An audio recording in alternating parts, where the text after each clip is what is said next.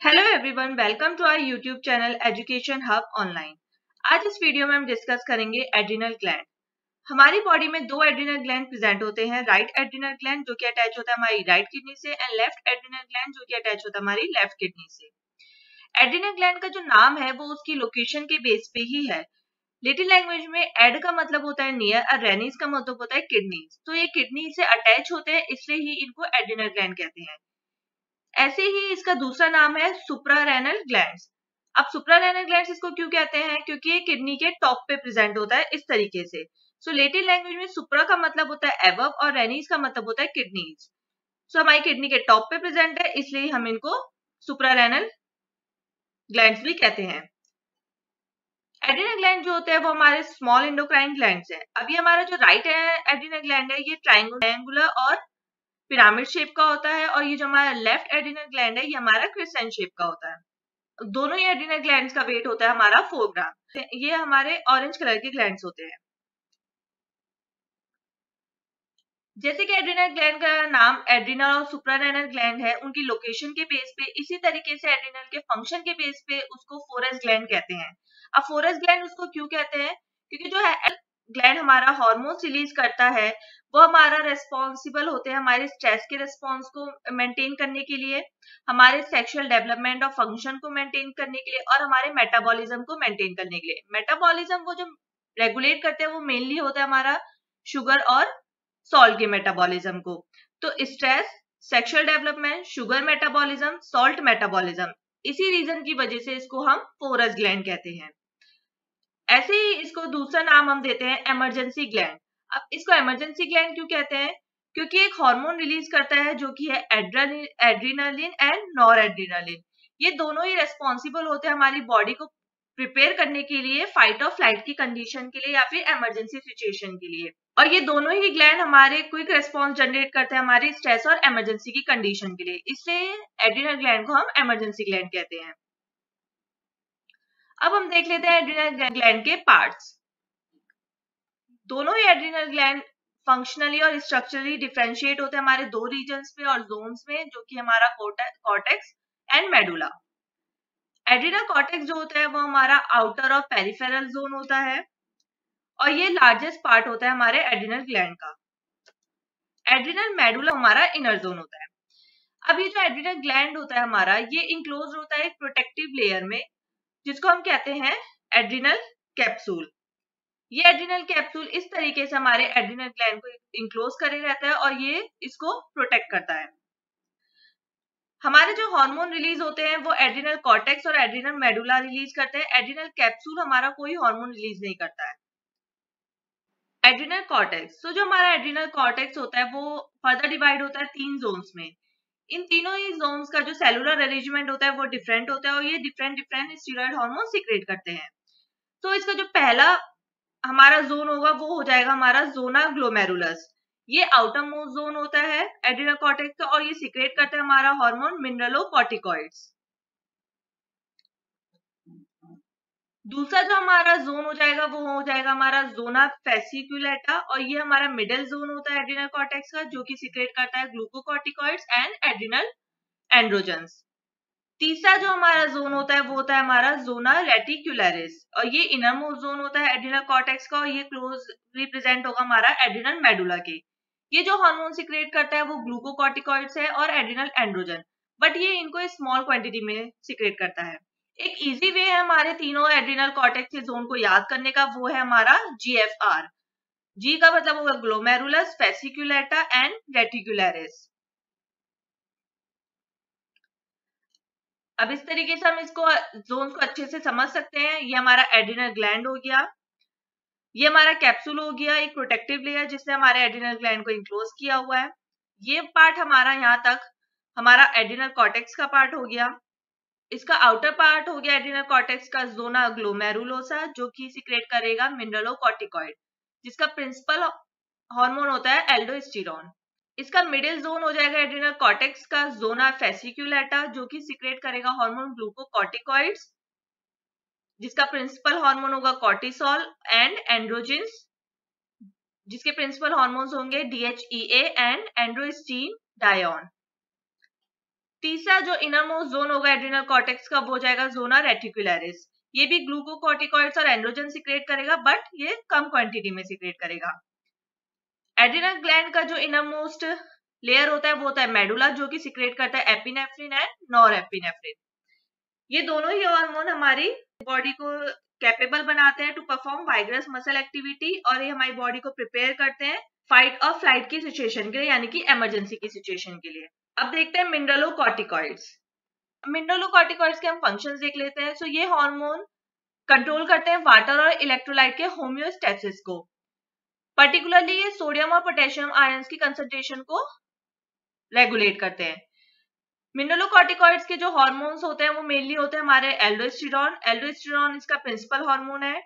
Second हो जाएगा डीऑक्सीकॉर्टिकोस्टेरॉन, फिर कॉर्टिकोस्टेरॉन, 9 alpha fluoro cortisol, cortisol and cortisone. ये हमारे मिनरलोकॉर्टिकॉइड्स हो गए। इसी तरीके से हमारे आते हैं ग्लूकोकॉर्टिकॉइड्स। जो ग्लूकोकॉर्टिकॉइड्स होते हैं इनके जो हार्मोन्स होते हैं वो हमारे मेनली रेगुलेट करते हैं हमारे मेटाबॉलिज्म को, और वो रेजिस्ट करेंगे हमारे स्ट्रेस को। ग्लूकोकॉर्टिकॉइड्स के जो मेन हार्मोन्स होते हैं वो होता है कॉर्टिसोल। कॉर्टिसोल इसका प्रिंसिपल हार्मोन है। दूसरा हार्मोन होगा इसका कॉर्टिकोस्टेरॉन, cortisone, prednisone, methyl prednisone. Sex corticoids और एड्रिनल एंड्रोजन्स। सेक्स कॉर्टिकॉइड्स और एड्रिनल एंड्रोजन्स ये सेक्स हार्मोन्स होते हैं और ये सिमिलर फंक्शन करेंगे टेस्टोस्टेरोन की तरह। ये स्टार्ट करते हैं प्यूबर्टी को, और ये रेस्पॉन्सिबल होते हैं हमारे रिप्रोडक्टिव हेल्थ को मेंटेन करने के लिए और हमारे बॉडी डेवलपमेंट के लिए। दोनों जेंडर्स मेल और फीमेल इनको प्रोड्यूस करते हैं, बट मेल में ये ज्यादा क्वांटिटी में प्रोड्यूस होता है as compared to females. Men androgen है या मोस्ट कॉमन एंड्रोजन है वो है हमारा टेस्टोस्टेरोन। अगर फीमेल्स में एंड्रोजन का लेवल बढ़ जाएगा तो वो जो कंडीशन फेस करेंगे वो होगा उनमें उनके फेस पे एक्ने का डेवलपमेंट हो जाएगा और फेशियल हेयर की ग्रोथ भी बढ़ जाएगी। मेल्स में एंड्रोजन का लेवल कम हो जाएगा तो मेल सफर करेंगे लो सेक्स ड्राइव और उनमें ब्रेस्ट का डेवलपमेंट हो जाएगा। जो ब्रेस्ट का डेवलपमेंट होगा उसको उस कंडीशन को बोलेंगे गायनेकोमेस्टिया। अब ये सब क्यों होता है? अगर एड्रिनल ग्लैंड में कोई ट्यूमर डेवलप हो जाएगा उसकी वजह से जो एंड्रोजन का लेवल होता है वो हमारा इफेक्ट हो जाता है। अब हम देख देते हैं एड्रिनल कॉर्टेक्स की जो हार्मोन्स है इनका बायोसिंथेसिस। तो इन हार्मोन्स का जो प्रिकर्सर होता है वो होता है कोलेस्ट्रॉल। कोलेस्ट्रॉल एक 27 कार्बन कंटेनिंग स्टीरॉल है, यानी कि लिपिड है। सब ये कोलेस्ट्रॉल कैसे हमारा हार्मोन का सिंथेसिस करता है? सो एंटीरियर पिट्यूटरी से जो हार्मोन रिलीज हुआ ACTH उसने ये प्रोसेस को स्टिमुलेट किया। अब कोलेस्ट्रॉल फर्स्ट कन्वर्ट किस में होगा? ये हो जाएगा प्रेग्नेनोलोन में। ये एक साइड चेन क्लीवेज एंजाइम्स की प्रेजेंस में ये प्रेग्नेनोलोन में कन्वर्ट होता है। अब ये साइड चेन एंजाइम क्या है? ये है P450HCC एंजाइम। ये एक माइटोकॉन्ड्रियल एंजाइम है। इसकी प्रेजेंस में ही कोलेस्ट्रॉल हमारा कन्वर्ट हो जाता है प्रेग्नेनोलोन में। अब प्रेग्नेनोलोन कन्वर्ट हो जाएगा हमारा प्रोजेस्टेरॉन में। ये किस एंजाइम की प्रेजेंस में होगा? ये होगा 3-बीटा हाइड्रोक्सी स्टीरॉयड डीहाइड्रोजिनेज की प्रेजेंस में। हमारा प्रोजेस्टेरॉन कन्वर्ट हो जाएगा डीऑक्सीकॉर्टिकोस्टेरॉन में, और ये कौन से एंजाइम की प्रेजेंस में होगा? ये होगा 21 अल्फा हाइड्रोक्सीलेज की प्रेजेंस में। अब हमारा डीऑक्सीकॉर्टिकोस्टेरॉन जो है ये हमारा कन्वर्ट हो जाएगा कॉर्टिकोस्टेरॉन में, और इसका सिंथेसिस होता है हमारा एंजाइम 11 बीटा हाइड्रोक्सीलेज की प्रेजेंस में। ये कॉर्टिकोस्टेरॉन फिर कन्वर्ट हो जाएगा हमारा 18OH कॉर्टिकोस्टेरॉन में, और ये रिएक्शन को कौन सा एंजाइम में एक्सीलरेट करता है, कैटालिस्ट करता है? वो है 11 बीटा हाइड्रोक्सीलेज। अब ये जो 18OH कॉर्टिकोस्टेरॉन हमारा बना है ये एल्डोस्टेरॉन सिंथेज एंजाइम की प्रेजेंस में हमारा बना देगा एल्डोस्टेरॉन। एल्डोस्टेरॉन का जो सिंथेसिस उसको जो स्टिमुलेट करता है वो एंजियोटेंसिन सेकेंड भी करता है। अब इसी तरीके से अगर ये प्रेग्नेनोलोन और प्रोजेस्टेरॉन कन्वर्ट हो जाएगा 17 अल्फा OH प्रेग्नेनोलोन में, और प्रोजेस्टेरॉन कन्वर्ट हो जाएगा 17 अल्फा OH प्रोजेस्टेरॉन में, तब हमारा कॉर्टिसोल का सिंथेसिस हो जाएगा। ये जो 17 अल्फा OH प्रेग्नेनोलोन है ये हमारा enzyme 3 beta hydroxy steroid hydrogenase की प्रेजेंस में कन्वर्ट हो जाएगा 17 अल्फा OH प्रोजेस्टेरॉन में। फिर ये 17 अल्फा OH प्रोजेस्टेरॉन हमारा एंजाइम 21 अल्फा हाइड्रोक्सीलेज की प्रेजेंस में बना देगा 11 डीऑक्सीकॉर्टिसोल। फिर ये 11 डीऑक्सी कॉर्टिसोल 11 बीटा हाइड्रोक्सिलेज की प्रेजेंस में हमारा बना देगा कॉर्टिसोल। इसी तरीके से हमारा ये जो 17 अल्फा OH प्रेग्नेनोलोन है, ये अगर हमारा कन्वर्ट हो जाएगा डिहाइड्रो एपी एंड्रोस्टिरॉन में, कौन से एंजाइम की प्रेजेंस में? 17-20 लाइज की प्रेजेंस में। फिर ये डिहाइड्रो एपी एंड्रोस्टिरॉन हमारा बना देगा एंड्रोस्टीन डायोन, जिसमें हमारे होते हैं 19 कार्बन। इस तरीके से हमारा ये एड्रिनल कॉर्टिकल हार्मोन का बायोसिंथेसिस हो जाता है। अब अभी हमने जो स्टेप देखा, हमने सिर्फ यहां तक देखा कि डिहाइड्रो एपी एंड्रोस्टिरॉन हमारा सिंथेसिस हो गया। अब ये हमारा एस्ट्रोजन और टेस्टोस्टेरोन कैसे बनाएगा? ये डिहाइड्रो एपी एंड्रोस्टिरॉन जो है, ये 17 बीटा हाइड्रोक्सी स्टीरॉइड डिहाइड्रोजिनेज की प्रेजेंस में हमारा बना देगा एंड्रोस्टीन डायोल।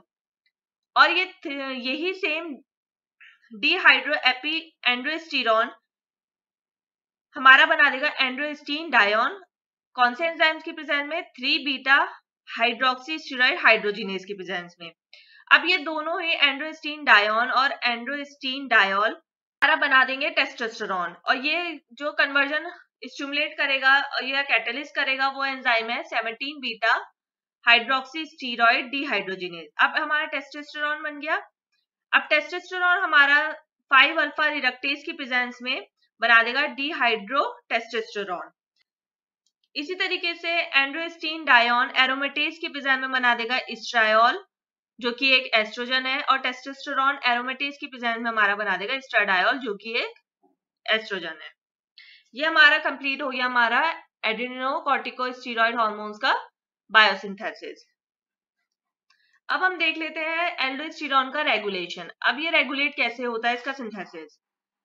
जो फैक्टर्स ये एल्डोस्टेरोन का सिक्रेशन बढ़ा देते हैं वो होते हैं, अगर पोटेशियम आयन की कंसंट्रेशन बढ़ गई तब एल्डोस्टेरोन का सिक्रेशन बढ़ जाता है।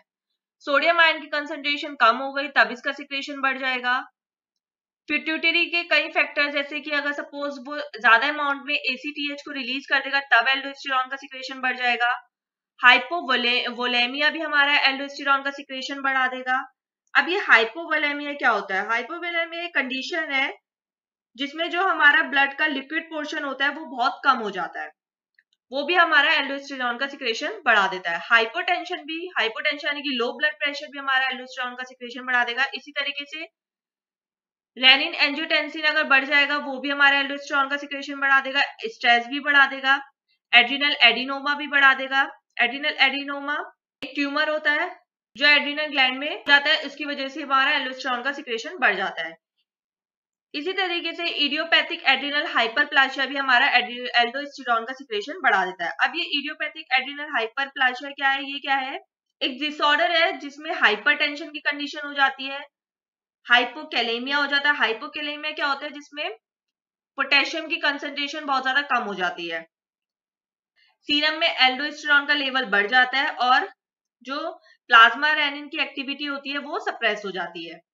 ये सब फैक्टर्स हमारे रिस्पॉन्सिबल होते हैं एल्डोस्टेरोन के सिक्रेशन को बढ़ाने के लिए। जो एल्डोस्टेरोन सिक्रेशन रेगुलेट होता है उस सिस्टम को हम कहते हैं रेनिन एंजियोटेंसिन एल्डोस्टेरोन सिस्टम। अब ये कैसे रेगुलेट करता है? सपोज हमारा पोटेशियम की कंसंट्रेशन बढ़ गई, सोडियम की कंसंट्रेशन कम हो गई और ECF वॉल्यूम भी हमारा कम हो गया। अब ये ECF वॉल्यूम क्या होता है? ECF वॉल्यूम हमारा सम होता है प्लाज्मा वॉल्यूम का और इंटरस्टिशियल फ्लूइड वॉल्यूम का।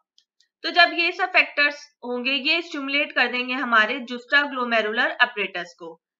जुस्टाग्लोमेरुलर अपरेटस किडनी का एक स्ट्रक्चर होता है जो रेगुलेट करता है हमारे नेफ्रॉन के फंक्शंस को। अब ये जुस्टाग्लोमेरुलर अपरेटस स्टिमुलेट हो गया, ये रिलीज कर देगा रेनिन को। अब रेनिन जाके एंजियोटेंसिनोगन को कन्वर्ट कर देगा एंजियोटेंसिन फर्स्ट में। अब लंग एक कन्वर्टिंग एंजाइम रिलीज करेगा जो कि कन्वर्ट कर देगा एंजियोटेंसिन फर्स्ट को इनटू एंजियोटेंसिन सेकंड में। ये एंजियोटेंसिन सेकंड स्टिमुलेट करेगा हमारे एड्रिनल कॉर्टेक्स को और ये रिलीज कर देगा एड्रिनल कॉर्टेक्स हमारा एल्डोस्टेरोन। ये एल्डोस्टेरोन जाके हमारी किडनी को स्टिमुलेट करेगा जो कि हमारा पोटेशियम का एक्सक्रीशन बढ़ा देगा, सोडियम का और वाटर का रिटेंशन बढ़ा देगा। इस तरीके से हमारा पोटेशियम की जो कंसंट्रेशन होगी वो कम हो जाएगी, सोडियम की कंसंट्रेशन हमारी बढ़ जाएगी और हमारा ECF वॉल्यूम भी बढ़ जाएगा। फिर ये इनहिबिट कर देगा हमारे जुस्टाग्लोमेरुलर एपरेटस को। इस तरीके से ये फीडबैक मैकेनिज्म के हेल्प से हमारा एल्डोस्टेरॉन का सिक्रेशन रेगुलेट होता है। अब हम देख लेते हैं दूसरा सिस्टम जो हमारा एल्डोस्टेरॉन का सिक्रेशन रेगुलेट करेगा, वो होगा हमारा हाइपोथैलेमस और पिट्यूटरी ग्लैंड की हेल्प से। अब ये कैसे होगा, सब स्ट्रेस की कंडीशन है। सो ये स्ट्रेस हमारे हाइपोथैलेमस को सिग्नल भेजेगा जो कि हार्मोन रिलीज करेगा, फिर कॉर्टिकोट्रोपिन रिलीजिंग हार्मोन। ये सीआरएच फिर हमारा एक्टिवेट करेगा एंटीरियर पिट्यूटरी को, वो हमारा सिक्रेशन बढ़ा देगा एसीटीएच का, एड्रिनोकॉर्टिकोट्रोपिक हार्मोन का। ये एड्रिनोकॉर्टिकोट्रोपिक हार्मोन फिर हमारा स्टिमुलेट करेगा एड्रिनल कॉर्टेक्स को। एसीटीएच फिर हमारा स्टिमुलेट करेगा एड्रिनल कॉर्टेक्स को, वो रिलीज कर देगा हमारा एल्डोस्टेरॉन। एड्रिनल कॉर्टेक्स का वो जो पार्ट स्टिमुलेट करेगा वो करेगा जोना ग्लोमेरुलोसा को, जो कि आउटर मोस्ट जोन होता है हमारे एड्रिनल कॉर्टेक्स का। एल्डोस्टेरॉन फिर हमारा सिक्रेट होगा। और अब अगर एल्डोस्टेरॉन का लेवल बढ़ जाएगा ब्लड में, तो वो एक नेगेटिव सिग्नल भेजेंगे हमारे हाइपोथैलेमस और एंटीरियर पिट्यूटरी को, फिर वो अपने सिक्रेशन रोक देंगे सीआरएच और एसीटीएच के। इस तरीके से ये हमारा एल्डोस्टेरॉन का सिक्रेशन रेगुलेट हो जाता है फीडबैक मैकेनिज्म की हेल्प से। अब हम देख लेंगे इफेक्ट्स ऑफ एल्डोस्टेरॉन। सो अब इसका पहला इफेक्ट हम देखते हैं रेनल ट्यूब्यूल्स में। सो जो एल्डोस्टेरॉन होता है वो हमारा मेंटेन करता है इलेक्ट्रोलाइट के बैलेंस को और बॉडी के फ्लूइड के बैलेंस को। जो साइट्स हैं जहां ये एक्ट करता है वो है ascending limb, loop of Henley, distal end collecting tubules. Aldosterone mainly क्या करता है, ये इंक्रीज कर देता है हमारा ट्यूबुलर रीएब्जॉर्प्शन सोडियम का, और एक्सक्रीशन बढ़ा देता है ये पोटेशियम और हाइड्रोजन आयंस की। सो जो ट्यूबुलर हमारा सोडियम को रीएब्जॉर्ब करेगी, वो एक्सचेंज में पोटेशियम और हाइड्रोजन को रिलीज कर देंगी। अगर सपोज हमारा एल्डोस्टेरॉन की डेफिशिएंसी हो जाती है तो वो कॉज कर देगा हमारा excess loss of sodium urine में। एल्डोस्टेरॉन क्या करता है, वो पोटेशियम का सिक्रेशन बढ़ा देता है डिस्टल और कलेक्टिंग ट्यूब्यूल्स में किडनी की। अब ये क्यों होता है, क्योंकि सोडियम का रीएब्जॉर्प्शन होता है, सो आयनिक एक्सचेंज की वजह से हमारा पोटेशियम का जो सिक्रेशन है वो कलेक्टिंग और डिस्टल ट्यूब्यूल्स में बढ़ जाता है। सपोज एल्डोस्टेरॉन का लेवल बहुत ज्यादा बढ़ जाता है तो वो हाइपोकैलेमिया की कंडीशन को कॉज कर देगा। हाइपोकैलेमिया में क्या होता है, जो हमारा पोटेशियम का कंसेंट्रेशन होती है ब्लड में बहुत ज्यादा कम हो जाती है। दूसरी जो ये कंडीशन क्रिएट करेगा वो करेगा मसल पैरालिसिस। एल्डोस्टेरॉन हमारा वाटर का एब्जॉर्प्शन भी करता है, क्यों, क्योंकि वो कंसेंट्रेशन ग्रेडियंट क्रिएट कर देता है जब वो सोडियम का एब्जॉर्प्शन करता है, इसी वजह से वो EFC वॉल्यूम को भी बढ़ा देता है। अब इसके हम और इफेक्ट देख लेते हैं हमारे सर्कुलेशन में। सो जो ब्लड का वॉल्यूम होता है और कार्डियक आउटपुट होता है, ये दोनों को ही हमारे बढ़ा देता है। अब ब्लड प्रेशर पे क्या इफेक्ट करता है, ये हमारे ब्लड प्रेशर को बढ़ा देता है। वो कैसे बढ़ाता है, by increasing cardiac output, blood volume and venous return. इसके हम इफेक्ट देख लेते हैं स्वेट ग्लैंड्स और सैलिवरी ग्लैंड्स में। सो एल्डोस्टेरॉन क्या करेगा, ये इंक्रीज कर देगा सोडियम और क्लोराइड के रीएब्जॉर्प्शन को, और उसी सेम टाइम में ये इंक्रीज कर देता है हमारे पोटेशियम के सिक्रेशन को। गैस्ट्रोइंटेस्टिनल ट्रैक्ट में क्या करता है, ये इंक्रीज कर देता है सोडियम और क्लोराइड के एब्जॉर्प्शन को इंटेस्टाइन से, और उसी टाइम में ये इंक्रीज कर देता है वाटर का रीएब्जॉर्प्शन गैस्ट्रोइंटेस्टिनल ट्रैक्ट से। सो ये हमारे फंक्शंस हो गए हमारे एल्डोस्टेरॉन के, जो कि रेस्पॉन्सिबल होता है हमारे बॉडी के इलेक्ट्रोलाइट के बैलेंस को मेंटेन करने के लिए। अब हम देखते हैं कॉर्टिसोल। कॉर्टिसोल को हाइड्रोकॉर्टिसोन भी कहते हैं। ये सबसे ज्यादा अमाउंट में प्रेजेंट होने वाला हार्मोन है, और ये बहुत इंसेंशियल होता है हमारी लाइफ प्रोसेस के लिए। ग्लूकोकॉर्टिकॉइड्स की एक्टिविटी होती है, 90% एक्टिविटी कॉर्टिसोल ही परफॉर्म करता है। ये प्रिंसिपल ग्लूकोकॉर्टिकॉइड है। अब इसका रेगुलेशन कैसे होता है कॉर्टिसोल का। सो जो कॉर्टिकॉइड्स का सिक्रेशन होता है वो रेगुलेट करता है हमारा anterior pituitary gland. Anterior pituitary gland कैसे करता है, वो एक हार्मोन सिक्रेट करता है जो कि है एड्रिनोकॉर्टिकोट्रोपिक हार्मोन, यानी कि ACTH। ACTH आके हमारा एक्ट करता है हमारा एड्रिनल ग्लैंड में, फिर एड्रिनल ग्लैंड हमारा रिलीज करता है कॉर्टिसोल। अब ये ग्लूकोकॉर्टिकॉइड का सिक्रेशन कैसे कंट्रोल करता है, ये करता है with the help of negative feedback mechanism. So जो दो प्रिंसिपल है रिलेट करते हैं हमारे कॉर्टिसोल के सिक्रेशन को, वो है स्ट्रेस और ब्लड में ग्लूकोकॉर्टिकॉइड्स का लो लेवल। ये दोनों ही कंडीशन हमारा हाइपोथैलेमस को स्टिमुलेट करती है, फिर वो रिलीज करता है एक हार्मोन जो कि है कॉर्टिकोट्रोपिन रिलीजिंग हार्मोन। ये सिक्रेशन जो होती है कॉर्टिकोट्रोपिन रिलीजिंग हार्मोन, ये जाके हमारा एक्टिवेट कर देगा एंटीरियर पिट्यूटरी को, वो फिर सिक्रेट करेगा हमारा हार्मोन ACTH। ACTH फिर ब्लड की हेल्प से हमारा ट्रांसपोर्ट होता है एड्रिनल कॉर्टेक्स पे, वहां स्टिमुलेट करेगा हमारे एड्रिनल कॉर्टेक्स के कौन से पार्ट को, जोना फेसिक्युलेटा को, जो कि मिडिल पार्ट है, एंड देन वो हार्मोन रिलीज कर देगा हमारा ग्लूकोकॉर्टिकॉइड्स यानी कि कॉर्टिसोल। इस तरीके से हम इसका मैकेनिज्म देख लेंगे, फीडबैक मैकेनिज्म। सपोज स्ट्रेस की कंडीशन है तो ये स्टिमुलेट कर देगा हमारे हाइपोथैलेमस को। हाइपोथैलेमस फिर हमारा एक हार्मोन रिलीज करेगा जो कि है कॉर्टिकोट्रोपिन रिलीजिंग हार्मोन। ये कॉर्टिकोट्रोपिन रिलीजिंग हार्मोन फिर हमारा स्टिमुलेट करता है एंटीरियर पिट्यूटरी को। एंटीरियर पिट्यूटरी फिर हमारा हार्मोन रिलीज करेगा एड्रिनोकॉर्टिकोट्रोपिक हार्मोन। ये ACTH जाके हमारा एक्ट करेगा एड्रिनल कॉर्टेक्स पे, फिर एड्रिनल कॉर्टेक्स हमारा रिलीज कर देगा हार्मोन कॉर्टिसोल। सो अगर ब्लड में कॉर्टिसोल का लेवल बहुत ज्यादा बढ़ जाएगा तो एक नेगेटिव फीडबैक भेजेगा एंटीरियर पिट्यूटरी और हाइपोथैलेमस को, और इस तरीके से ये हाइपोथैलेमस CRH का सिक्रेशन रोक देगा और एंटीरियर पिट्यूटरी ACTH का सिक्रेशन रोक देगा। और अगर हम दूसरी कंडीशन देखें कि कॉर्टिसोल का लेवल बहुत ज्यादा कम होगा, तब ये पॉजिटिव फीडबैक भेजेगा हाइपोथैलेमस और एंटीरियर पिट्यूटरी को, और उनको स्टिमुलेट करेगा कि वो अपने हार्मोन का सिक्रेशन बढ़ा दे। ये इस तरीके से हमारा कॉर्टिसोल का रेगुलेशन हो जाता है। सब हम कॉर्टिसोल के इफेक्ट्स देख लेते हैं। सो जो कॉर्टिसोल होता है वो हमारे बॉडी के मेटाबॉलिज्म में बहुत ही क्रूशियल रोल प्ले करता है। तो पहले हम इसका इफेक्ट देखते हैं हमारे कार्बोहाइड्रेट के मेटाबॉलिज्म में। सो जो कॉर्टिसोल है वो स्टिमुलेट कर देता है हमारा ग्लूकोनियोजेनेसिस। ग्लूकोनियोजेनेसिस एक प्रोसेस होती है जिसमें कि ग्लूकोज की प्रिपरेशन होती है फ्रॉम नॉन कार्बोहाइड्रेट सबस्ट्रेट्स, यानी कि lactate, amino acids, glycerol etcetera. सब कॉर्टिसोल क्या करता है, ये हमारे लीवर में ग्लूकोनियोजेनेसिस को स्टिमुलेट कर देता है। ये कैसे करता है, ये अमीनो एसिड जो हमारे हेपेटिक टिश्यू में प्रेजेंट है, मसल्स में, उनको ये ट्रांसफर कर देता है हमारे लीवर में, और ये जो एंजाइम्स ग्लूकोनियोजेनेसिस में इन्वॉल्व होते हैं उनकी एक्टिविटी को भी बढ़ा देता है। ये हमारा डिक्रीज कर देता है हमारे ग्लूकोज के यूटिलाइजेशन को, जो कि हमारी सेल्स करती हैं। अब ये कैसे करता है, ये जो NADH2 का ऑक्सीडेशन होता है उसको डिक्रीज कर देता है। NADH2 हमारा चाहिए होता है हमारे ग्लाइकोलाइसिस की प्रोसेस को। ग्लाइकोलाइसिस हम होता है हमारा ग्लूकोज का ब्रेकडाउन। जब ग्लाइकोलाइसिस से हमारा ग्लूकोज का ब्रेकडाउन होता है तब हमारी सेल्स ग्लूकोज को यूज करती है। तो ये कॉर्टिसोल हमारा ग्लाइकोलाइसिस की प्रोसेस को रोक देता है। ऑल्सो ये क्या करता है, ये जो हमारे ग्लूकोज का ट्रांसपोर्ट होता है हमारे सेल्स में उसको भी रोक देता है। सो इस तरीके से ये जो ग्लूकोज का यूटिलाइजेशन होता है हमारी सेल्स के द्वारा उनको रोक देता है। सो इन दोनों ही तरीकों से हमारा ब्लड ग्लूकोज लेवल बढ़ा देता है, क्योंकि ग्लूकोनियोजेनेसिस की प्रोसेस को बढ़ा देता है, और ये जो ग्लूकोज का यूटिलाइजेशन होता है सेल्स द्वारा उनको कम कर देता है। ये जो कंडीशन होती है, जो ब्लड का ग्लूकोज लेवल बढ़ गया कॉर्टिसोल की वजह से, इस कंडीशन को है हम बोलते हैं एड्रिनल डायबिटीज। अब हम देखेंगे एंटी इंफ्लेमेटरी इफेक्ट ग्लूकोकॉर्टिकॉइड्स का। तो जो प्रोस्टाग्लैंडिन है वो हमारे एक पोटेंट इंफ्लेमेटरी एजेंट होते हैं। एराकिडोनिक एसिड हमारे बनाते हैं प्रोस्टाग्लैंडिन। मेम्ब्रेन फॉस्फोलिपिड्स कन्वर्ट होते हैं हमारे एराकिडोनिक एसिड में, किसकी प्रेजेंस में, फॉस्फोलिपेसेस A2 की प्रेजेंस में। अब हमारा ग्लूकोकॉर्टिकॉइड्स इस पूरी एक्टिविटी को रोकेगा कैसे।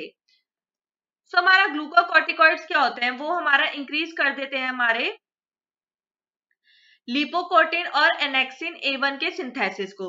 एनेक्सिन A1 जो होता है फॉस्फोलिपेज A2 का एक इनहिबिटर होता है। अब जब ग्लूकोकॉर्टिकॉइड इनका सिंथेसिस बढ़ा देगा एनेक्सिन का, तो ये यहाँ पे फॉस्फोलिपेज को इनहिबिट कर देंगे। जब फॉस्फोलिपेसेस A2 इनहिबिट हो जाएगा तो मेम्ब्रेन फॉस्फोलिपिड्स एराकिडोनिक एसिड में कन्वर्ट नहीं होंगे, फिर हमारा प्रोस्टाग्लैंडिन सिंथेसिस नहीं होगा। इस तरीके से जो हमारा ग्लूकोकॉर्टिकॉइड्स होते हैं वो हमारे एंटी इंफ्लेमेटरी इफेक्ट शो करते हैं। हमारे जो ग्लूकोकॉर्टिकॉइड्स है वो स्केलेटल मसल्स में प्रोटीन का डिग्रेडेशन बढ़ा देते हैं और प्रोटीन का फॉर्मेशन कम भी कर देते हैं।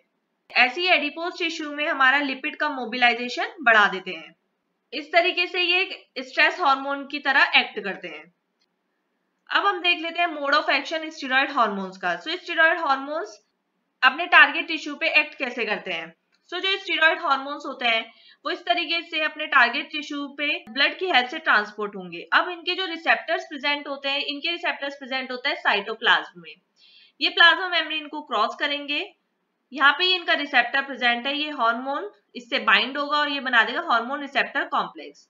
ये हार्मोन रिसेप्टर कॉम्प्लेक्स फिर एक्टिवेट करेगा हमारे डीएनए की एक्टिविटी को, फिर वो जो प्रोड्यूस करेगा ट्रांसक्रिप्शन की प्रोसेस से एमआरएनए को, फिर एमआरएनए हमारा ट्रांसलेशन की प्रोसेस से बना देगा प्रोटीन जो कि हमारा रेस्पॉन्स शो करेंगे। इस तरीके से ये हमारा स्टीरॉयड हार्मोन्स का मोड ऑफ एक्शन हो जाता है।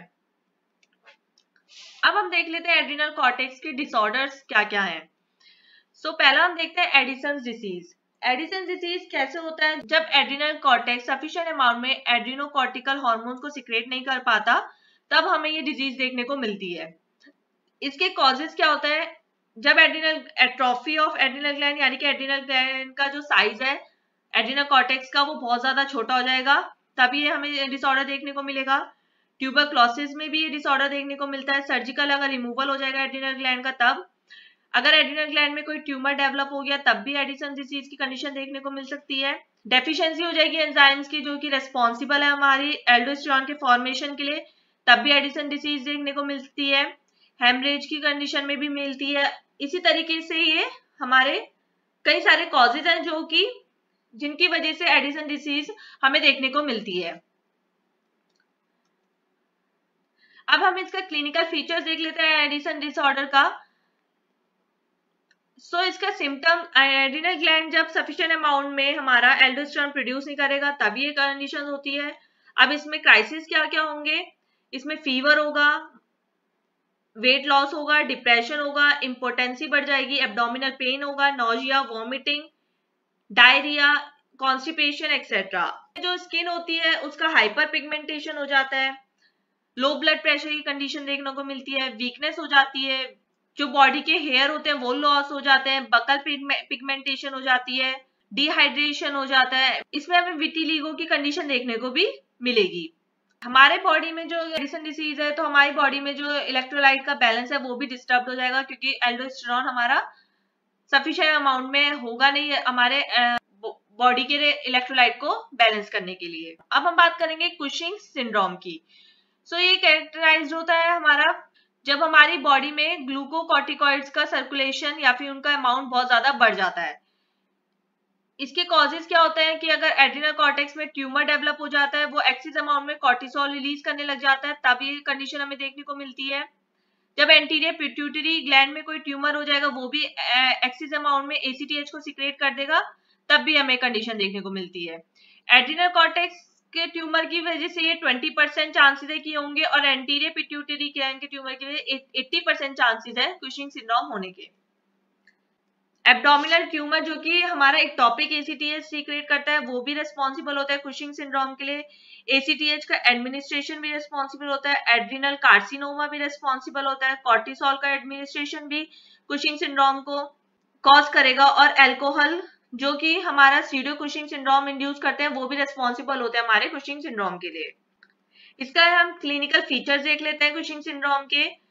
इसमें जो होता है ये जो फेलो हम्प इस तरीके से हमारा शो होने लग जाएगा, स्ट्रेच मार्क्स दिखने लगेंगे, आर्म्स जो होंगी वो थिन हो जाएंगी, लेग्स भी हमारी थिन हो जाएंगी, हमारी स्किन थिन हो जाएगी जिसमें जल्दी से हमारे ब्रूसेस पड़ने लग जाएंगे, हमारी बॉडी और फेस में एक्स्ट्रा हेयर शो होने लग जाएंगे, चीक्स हमारी रेड हो जाएंगी, फेस जो होगा हमारा राउंड मून शेप का हो जाएगा, और जो हमारे हेयर है वो भी हमारे बहुत पतले हो जाएंगे।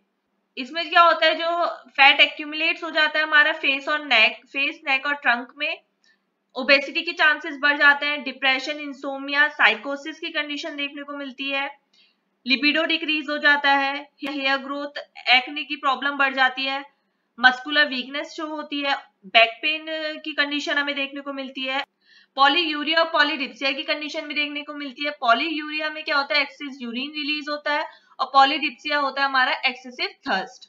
ये तो हमारा हो गया एड्रिनल कॉर्टेक्स। अब हम देख लेते हैं एड्रिनल मेडुला। जो एड्रिनल मेडुला होता है वो जो हार्मोन्स रिलीज करता है वो एमाइंस नेचर के होते हैं, वो ड्राइव्ड होते हैं हमारे कैटिकॉल से। इन हार्मोन्स को जनरली कहते हैं कैटिकोलामाइंस। जो ये कैटिकोलामाइंस एड्रिनल मेडुला हमारा रिलीज करता है वो होते हैं हमारे एड्रिनालिन, जिसका दूसरा नाम है एपिनेफ्रिन, नॉर एड्रिनालिन जिसका दूसरा नाम है nor epinephrine, and dopamine. Adrenal medulla में जो क्रोमाफिन सेल्स होती हैं वो ये हार्मोन्स को सिक्रेट करती हैं। अब हम सिंथेसिस देख लेते हैं इन कैटिकोलामाइंस का। जो इनका सिंथेसिस होता है वो टायरोसिन अमीनो एसिड से होता है और वो क्रोमाफिन सेल्स में होगा एड्रिनल मेडुला की। टायरोसिन अमीनो एसिड जो होता है वो हमारा बनता है फिनाइल एलानाइन से। इस तरीके से इसका सिंथेसिस हो जाएगा। ये हमारा है फिनाइल एलानाइन। ये फिनाइल एलानाइन हाइड्रोजाइलेज के प्रेजेंस में हमारा बना देगा टायरोसिन। ये प्रोसेस हमारी होती है ब्लड में। फिर ये टायरोसिन एक्टिव अपटेक के हेल्प से हमारा एंटर हो जाएगा क्रोमाफिन सेल्स में। क्रोमाफिन सेल्स में ये टायरोसिन हमारा बना देगा डोपा, जो प्रोसेस कहलाएगी हमारी हाइड्रोक्सिलेशन। ये हमारे एंजाइम्स की प्रेजेंस में होगी, वो एंजाइम होगा हमारा टायरोसिन हाइड्रोजाइलेज। फिर ये डोपा हमारा बना देगा डोपामीन और ये प्रोसेस हमारी कहलाएगी डीकार्बोक्सिलेशन और ये हमारा होगा एंजाइम्स की प्रेजेंस में, वो है डोपा डीकार्बोक्सिलेज। फिर ये डोपा एंटर करेगा ग्रेन्यूल में, यहाँ पे इसका हाइड्रोजाइलेशन हो जाएगा और ये बना देगा नॉर एड्रिनालिन। इसका जो हाइड्रोजाइलेशन होता है ये एंजाइम की प्रेजेंस में होता है डोपामीन 3 हाइड्रोक्सिलेज। फिर ये नॉर एड्रिनालिन में मिथाइलेशन होगा, ये बना देगा हमारा एड्रिनालिन। ये जिस एंजाइम की प्रेजेंस में होता है वो है पीएनएमटी। पीएनएमटी का फुल फॉर्म है फिनाइल इथेनोलामाइन एंड मिथाइल ट्रांसफरेज। फिर एड्रिनालिन वापस मूव कर जाएगा ग्रेन्यूल में। इस तरीके से हमारे जो कैटेकोलामाइंस है इनका सिंथेसिस हो जाता है। अब हम एड्रिनलिन और नॉर एड्रिनलिन का एक्शन देख लेते हैं। जो हमारा एड्रिनल मेडुला है वो हमारा पार्ट होता है जनरल रेस्पॉन्स सिस्टम का, जो कि ट्रिगर करता है हमारे इवेंट्स जो अप्रोप्रिएट होते हैं हमारी इमरजेंसी की सिचुएशन को डील करने के लिए, यानी कि फाइट और फ्लाइट की सिचुएशन को। जो इनका नेट रिजल्ट होता है इन रेस्पॉन्सेस का, वो होता है हमारी बॉडी की कैपेबिलिटी को इंक्रीज करना ताकि वो परफॉर्म कर सके वाइग्रस मसल एक्टिविटीज। एपिनेफ्रिन और नॉर एपिनेफ्रिन दोनों ही इंपॉर्टेंट कंपोनेंट होते हैं हमारे सिंपैथेटिक नर्वस सिस्टम के। एड्रिनलिन और नॉर एड्रिनलिन हमारा नर्वस सिस्टम को स्टिमुलेट करता है। एड्रिनलिन का क्या सिग्निफिकेंट इफेक्ट होता है हमारे मेटाबॉलिक के फंक्शन में भी। ये दोनों ही हमारे इफेक्ट करेंगे हमारे कार्डियोवैस्कुलर सिस्टम को भी। जब हमारी इमरजेंसी की सिचुएशन होती है या फिर फ्लाइट और फ्लाइट की सिचुएशन होती है, तब एड्रिनलिन जो इवेंट्स हमारे होते हैं उसमें एड्रिनलिन हमारा O2 कंजप्शन बढ़ा देता है, कार्डियक आउटपुट बढ़ा देता है, हार्ट रेट बढ़ा देता है, आईज की जो हमारी प्यूपिल होती है उनका डायलेशन बढ़ा देता है, हमारा ब्लड का शुगर लेवल बढ़ा देता है। ब्लड का शुगर वो लेवल कैसे बढ़ाता है, वो ग्लूकोनियोजेनेसिस की प्रोसेस को बढ़ा देता है, ग्लाइकोजिनोलाइसिस बढ़ा देता है, लिपिड का ब्रेकडाउन बढ़ा देता है, लिपोलाइसिस जिसको बोलते हैं हम, और ग्लूकागॉन हार्मोन का सिक्रेशन बढ़ा देता है। ये चारों ही चीजें रेस्पॉन्सिबल होती है हमारे ब्लड के शुगर लेवल को बढ़ाने के लिए। इस तरीके सारे इवेंट्स हमारे सिंपैथेटिक नर्वस सिस्टम में भी होते हैं। इमरजेंसी कंडीशन से अब हम नॉर्मल कंडीशन में आते हैं, तो नॉर एड्रिनलिन जितने भी इवेंट्स को हमारे एड्रिनलिन ग्लैंड ने बढ़ाया था उनको सबको वो नॉर्मल कंडीशन में ले आता है। इस तरीके से एड्रिनलिन और नॉर एड्रिनलिन हमारे फाइट और फ्लाइट की सिचुएशन को और हमारी स्ट्रेस की कंडीशन को डील करते हैं। अब इनका मोड ऑफ एक्शन देख लेते हैं। जो एड्रिनलिन और नॉर एड्रिनलिन है वो अपने रिसेप्टर से बाइंड करेंगे अपने टारगेट टिश्यूज पे और ऑर्गन्स पे, और वो रिसेप्टर्स कहलाते हैं एड्रिनर्जिक रिसेप्टर्स। इन रिसेप्टर से बाइंड करने के बाद वो अपना रेस्पॉन्स जनरेट करते हैं। ये एड्रिनर्जिक रिसेप्टर्स जो होते हैं वो दो तरीके के होते हैं, alpha adrenergic receptors and beta adrenergic receptors. अब ये जो अल्फा एड्रिनर्जिक रिसेप्टर्स होते हैं ये भी दो तरीके के होते हैं, अल्फा 1 एंड अल्फा 2। अल्फा 1 की जो साइट्स ऑफ एक्शन होती है वो होती है smooth muscles, heart and liver, और ये इफेक्ट क्या करते हैं, ये वैसो कंस्ट्रिक्शन करते हैं, इंटेस्टिनल का रिलैक्सेशन के लिए रेस्पॉन्सिबल होते हैं, यूटेरिन कंट्रैक्शन एंड प्यूपिलरी डायलेशन। इसी तरीके से जो अल्फा 2 रिसेप्टर्स हैं ये हमारे प्रेजेंट होते हैं प्लेटिलेट्स में, वेस्कुलर स्मूथ मसल में, नर्व टर्मिनी में एंड पैंक्रेटिक आइलेट्स में। ये रेस्पॉन्सिबल होते हैं हमारे प्लेटिलेट्स के एग्रीगेशन के लिए, वैसो कंस्ट्रिक्शन के लिए, और ये इनिबिट कर देते हैं हमारे एनी के रिलीज को एंड इंसुलिन के सिक्रेशन को। इसी तरीके से जो हमारे बीटा एंड एड्रिनर्जिक रिसेप्टर्स होते हैं वो तीन तरीके के होते हैं। बीटा 1 इसकी साइट ऑफ एक्शन होती है हार्ट और इसके इफेक्ट होता है टैकीकार्डिया। बीटा 2 इसकी साइट ऑफ एक्शन होती है lungs, gastrointestinal tract, liver, uterus, vascular smooth and skeletal muscle. ये जो इफेक्ट करेंगे वो कर देंगे bronchodilation, smooth muscle relaxation, sphincter constriction. Beta 3 के जो साइट ऑफ एक्शन होती है वो होती है हमारी फैट सेल्स। अब इनका मोड ऑफ एक्शन देख लेते हैं। ये जो रेस्टिंग स्टेट है इसमें ये एपिनेफ्रिन यहाँ पे प्रेजेंट है, ये इसका रिसेप्टर प्रेजेंट है। ये जी प्रोटीन अभी हमारा आपस में एसोसिएटेड है, यहाँ पे ये एडिनाइलिल साइक्लेस है, ये हमारी सेल मेम्ब्रेन है। अब अगर हम स्टिमुलेटेड स्टेट हम देखें तो ये जो एपिनेफ्रिन है ये आके अपने रिसेप्टर से बाइंड करेगा जो कि है बीटा एड्रिनर्जिक रिसेप्टर। जब एपिनेफ्रिन अपने रिसेप्टर से बाइंड करेगा ये हार्मोन रिसेप्टर कॉम्प्लेक्स की वजह से जो जी प्रोटीन है इनका डिसएसोसिएशन हो जाएगा, ये जाके यहाँ पे बाइंड करेगा एडिनाइलिल साइक्लेस से। फिर ये एडिनाइलिल साइक्लेस एटीपी को कन्वर्ट कर देगा साइक्लिक एएमपी में। साइक्लिक एएमपी यहाँ पे एक सेकेंडरी मैसेंजर की तरह एक्ट करेगा और ये इंक्रीज कर देगा हमारा heart rate, dilation of skeletal muscle blood vessels, और ये ब्रेक डाउन कर देगा हमारे ग्लाइकोजन को इनटू ग्लूकोज। इस तरीके से ये जो हमारा एड्रिनल मेडुला के हार्मोन्स है वो फंक्शन करते हैं with the help of secondary messenger. अब हम रेगुलेशन देख लेते हैं एड्रिनलिन और नॉर एड्रिनलिन का। तो ये जो एड्रिनलिन और नॉर एड्रिनलिन जो सिक्रेट होते हैं ये एड्रिनल मेडुला से सिक्रेट होते हैं स्मॉल क्वांटिटी में, इवन व्हेन इमरजेंसी की सिचुएशन भी नहीं है और रेस्ट की कंडीशन में भी ये कंटिन्यूसली सिक्रेट होते रहते हैं। जब स्ट्रेस की कंडीशन होती है and due to sympatho adrenal discharge, ये जो कैटेकोलामाइन्स है ये लार्ज अमाउंट में रिलीज करता है हमारा एड्रिनल मेडुला। ये हार्मोन्स फिर बॉडी को प्रिपेयर करते हैं फाइट और फ्लाइट के रिएक्शंस के लिए, यानी कि इमरजेंसी सिचुएशन के। ये जो कैटेकोलामाइन सिक्रेशन होता है ये हमारा दूसरी कंडीशन में भी इंक्रीज होता है, जैसे कि अगर एक्सपोजर हो जाए कोल्ड को या फिर हाइपोग्लिसीमिया की कंडीशन में भी इसका जो सिक्रेशन होता है वो बढ़ जाता है। हाइपोग्लिसीमिया क्या होता है, जब ब्लड में ग्लूकोज का लेवल कम हो जाता है। जो रेट ऑफ सिक्रेशन होता है कैटेकोलामाइन्स का एड्रिनल मेडुला से वो सेम वे में रेगुलेट होता है, सेम मैकेनिज्म होता है उसका भी रेगुलेशन का, जो कि हमारा सिंपैथेटिक नर्वस एक्टिविटी का होता है। जो कैटेकोलामाइन्स की कंसंट्रेशन होती है ब्लड में वो जो बढ़ती है वो कब बढ़ती है, जब हमारा सिंपैथो एड्रिनल सिस्टम एक्टिवेट हो जाता है।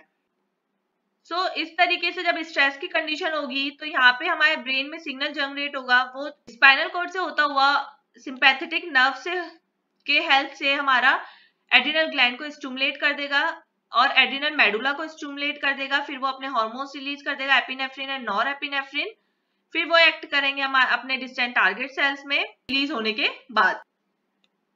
इसी तरीके से हमारा जो एड्रिनल ग्लैंड है वो हमारे 4S सिस्टम को रेगुलेट करता है, जो कि हमारा स्ट्रेस, शुगर और सॉल्ट का रेगुलेशन और उनका बैलेंस बॉडी में, और हमारा सेक्सुअल डेवलपमेंट, इसीलिए इसको 4S ग्लैंड कहते हैं। Thank you for watching our video. अगर आपको हमारी वीडियो पसंद आई है तो लाइक कमेंट शेयर जरूर करें और चैनल को सब्सक्राइब करना ना भूलें।